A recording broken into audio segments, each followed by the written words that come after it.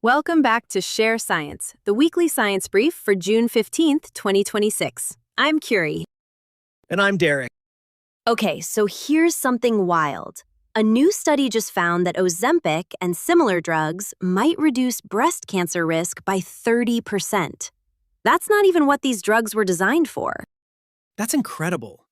These medications started as treatments for diabetes, then became famous for weight loss, and now they're showing potential for cancer prevention? It's like they're rewriting the medical playbook. Exactly. And the researchers didn't just chalk it up to weight loss, which is the obvious connection since obesity is a known risk factor for breast cancer.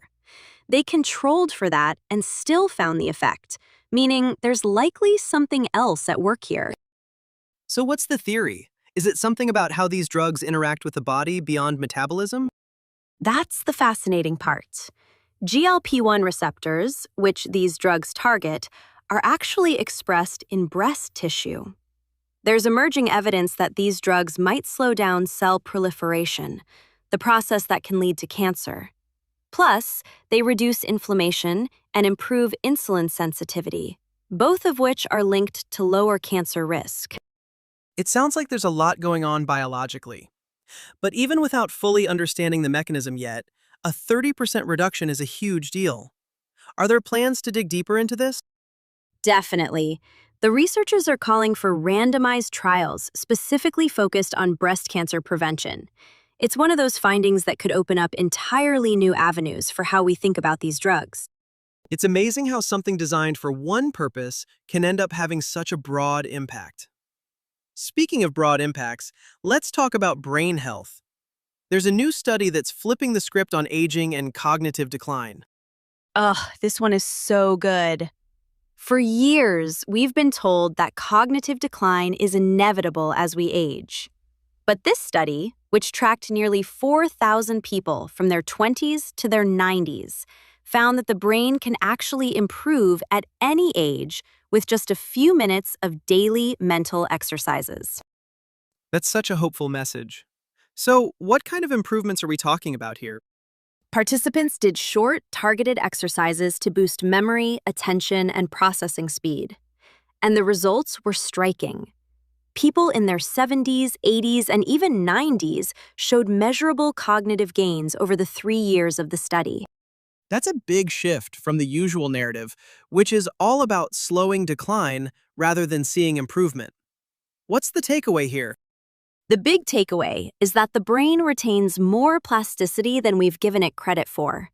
It's not about reversing aging, but about tapping into the brain's ability to adapt and grow, even later in life. And the best part? The time commitment was minimal, just a few minutes a day. That's such a low barrier to entry. It makes you wonder what other simple habits could have a big impact on aging. Speaking of impactful innovations, let's move to energy science. There's a new device that uses artificial photosynthesis to turn sunlight into fuel, without needing batteries. This is such a game changer. One of the biggest challenges with solar energy is storage, especially since sunlight is so variable. Batteries have been the go-to solution, but they're expensive and degrade over time. This device solves that by converting sunlight directly into hydrogen fuel. That's incredible. So, how does it handle the variability of sunlight?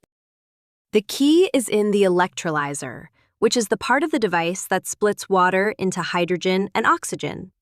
This new design can automatically adjust to changes in sunlight intensity. It scales up when the sun is strong and throttles back when it's weak, all without external regulation. That's such an elegant solution. And hydrogen fuel is becoming more important, especially for industries that are hard to decarbonize. Could this technology scale up? That's the hope. The principle of self-regulation could be applied to other renewable energy systems as well. It's a reminder that sometimes the simplest solutions, like letting the device regulate itself, can be the most revolutionary. From revolutionary energy solutions to climate warnings, let's talk about the Atlantic's cold blob. It's back, and it's raising alarms about the Gulf Stream.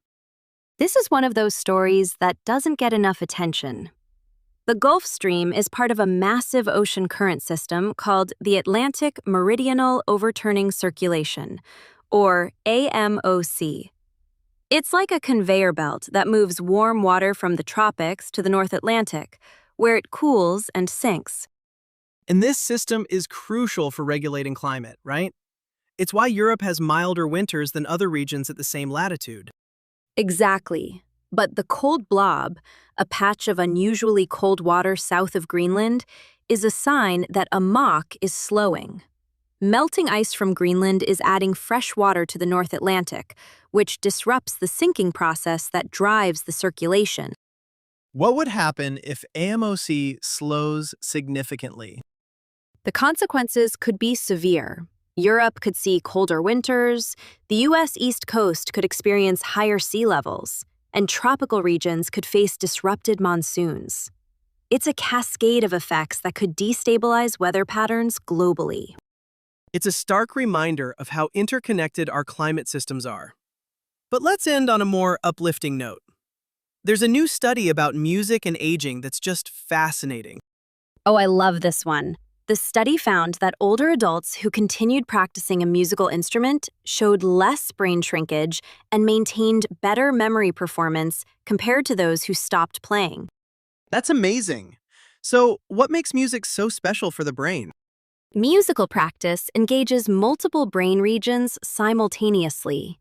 You're reading notes, coordinating hand movements, listening to the sound, and adjusting in real time. It's like a full brain workout that drives neuroplasticity, the formation of new neural connections. And the key is ongoing practice, right? It's not enough to have played an instrument in the past. Exactly. The protective effect seems to require active engagement. It's a great reminder that it's never too late to pick up an instrument, or to dust off one you haven't played in years. From medical breakthroughs to renewable energy to the power of music, this week has been a reminder of the incredible potential of human ingenuity. And the importance of staying curious and engaged with the world around us. Until next time, take care and keep exploring.